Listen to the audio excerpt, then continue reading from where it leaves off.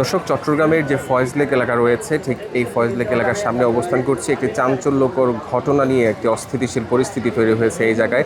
ঠিক আমার পেছনে দেখতে পাচ্ছেন যে রয়্যাল আবাসিক হোটেলটি রয়েছে, সেখানে আজ সকালে কিন্তু দুটি লাশ উদ্ধার করা হয়েছে। প্রশাসনের পক্ষ থেকে সেই লাশগুলো এই মুহূর্তে নিয়ে যাওয়া হয়েছে এবং আমরা সর্বশেষ যতটুকু জানতে পেরেছি, যেই একজন পুরুষ এবং একজন নারী তারা এই হোটেলে গতকাল ঠিক রাত সন্ধ্যার পর তারা এখানে আসে এবং তাদের পরিচয় হচ্ছে তারা দুজনই স্বামী স্ত্রী, তবে দুজনই হচ্ছে দ্বিতীয় পক্ষের স্বামী এবং দ্বিতীয় পক্ষের স্ত্রী, অর্থাৎ ছেলের দিক থেকে তিনি মহিলাটি হচ্ছেন দ্বিতীয় পক্ষের দ্বিতীয় স্ত্রী এবং মহিলার দিক থেকেও তিনি হচ্ছেন দ্বিতীয় স্বামী। এবং তাদের মধ্যে এই যে দ্বিতীয় বিবাহ করাকে কেন্দ্র করে মূলত প্রতিনিয়ত পারিবারিক কলহ থেকে শুরু করে দাম্পত্য কলহ প্রতিনিয়তই বিদ্যমান ছিল, যেমনটি জানাচ্ছিলেন ছেলের ভাই থেকে শুরু করে ছেলের মা।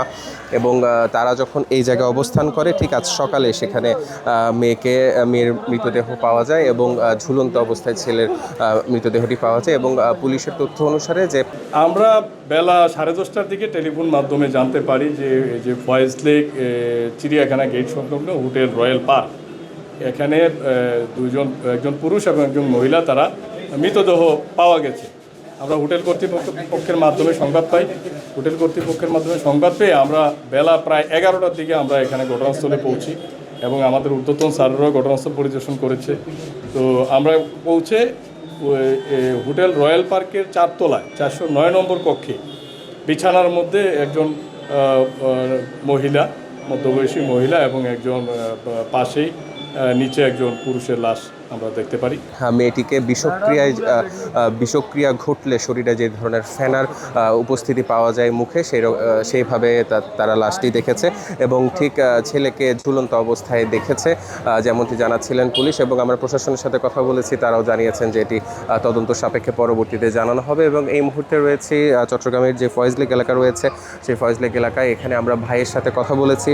ভাইও আমাদেরকে জানিয়েছেন যে এই ধরনের দাম্পত্য কলহ এবং পারিবারিক যেই তাদের মধ্যে কলহ তৈরি হয়েছিল, সেখান থেকে প্রতিনিয়ত তাদের মধ্যে সমস্যা তৈরি হয় এবং তারই জের ধরে এই ঘটনাটি ঘটতে পারে। এবং ছেলে পক্ষের ভাই, অর্থাৎ যেই